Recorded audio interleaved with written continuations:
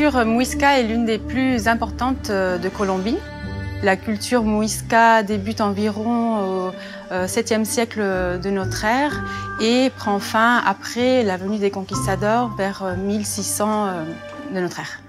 Donc cette culture Muisca est associée au mythe de l'Eldorado. Quand les Espagnols arrivent dans ce qui est aujourd'hui le Pérou en 1532, ils vont entendre parler de cette cité incroyable, de cette société où l'or existe en abondance. Ces figurines votives, c'est-à-dire ces pièces en or qui étaient déposées en offrande dans des lieux sacrés, dans des lacs, dans des tombes, ont été donc parfois retrouvées en contexte. Le musée d'Iqueburanli possède un ensemble de figurines votives Muisca qui sont très intéressantes car elles présentent une grande diversité de formes et de couleurs.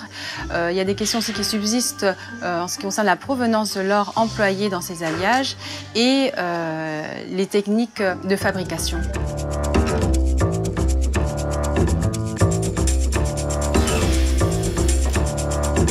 Sachant que les ors naturels peuvent posséder des quantités élevées d'argent, nous pouvons ainsi avoir d'une façon complètement naturelle des ors de différentes couleurs. Néanmoins, pour atteindre une polychromie bien plus poussée, on va ajouter du cuivre à différentes quantités et donc transformer ces ors qui peuvent être jaunâtres ou blanchâtres en quelque chose qui va devenir orangeâtre et rougeâtre. Et c'est toutes ces couleurs que l'on va observer dans ces figurines votives. Et nous avons choisi parmi les 14 figurines du musée du Cabranly 3 dont la typologie et la couleur sont très différentes.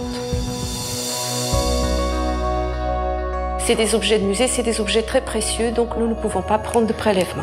Donc nous commençons par une observation sous loupe binoculaire, d'une part pour observer les différents motifs qui sont appliqués aux objets, savoir s'il y a des pièces qui sont séparées ou s'il s'agit d'une pièce unique, de fabrication unique. Nous souhaitons également savoir s'il y a des endroits privilégiés pour faire plus tard des analyses.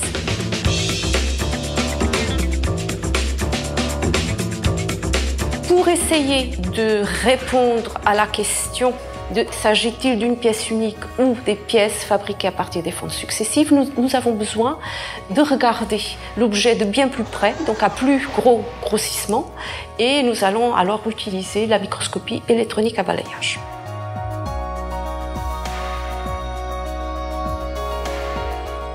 La microscopie électronique à balayage va nous montrer l'endroit où se situent les canaux de fonte de travail de la cire perdue.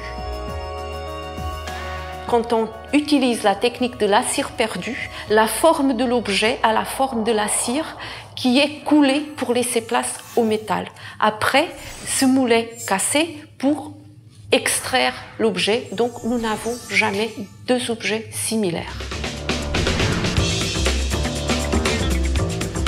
Pour aller plus loin dans l'objet, à l'intérieur de l'objet, nous devons utiliser d'autres rayonnements. Donc il s'agit d'utiliser la radiographie de rayons X qui permet de pénétrer et qui va permettre aussi d'observer s'il y a des endroits où il y a superposition de différentes plaques, où il y aurait la jonction de deux parties. Et c'est ces deux parties qu'il va falloir analyser à l'accélérateur Aglaé.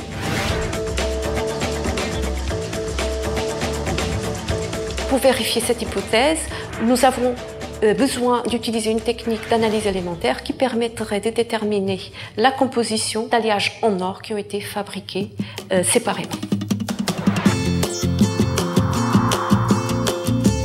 Donc nous avons pu mettre en évidence que chaque figurine a une couleur différente, donc une composition différente. Il ne s'agit pas d'un travail de surface de l'or, c'est-à-dire une patine qui a été provoquée. C'est véritablement des objets qui sont fabriqués avec des compositions très différentes. Il y a des objets qui sont faits en une fonte unique, comme on attendait. Il y a un autre objet qui est fabriqué en parties très différentes qui sont assemblées. Il y a un troisième objet qui a une petite pendeloque qui est rajoutée et au-delà de ça, cet objet, il a aussi été transformé par ajout moderne d'un fermoir. D'autre part, l'observation morphologique des éléments de décoration de chacun de ces trois objets montre également qu'il s'agit d'un travail d'orfèvre très différent. Donc j'aurais tendance à affirmer qu'il s'agit des ateliers très différents. C'est des ors certainement de mine qui proviennent des plateaux des Andes.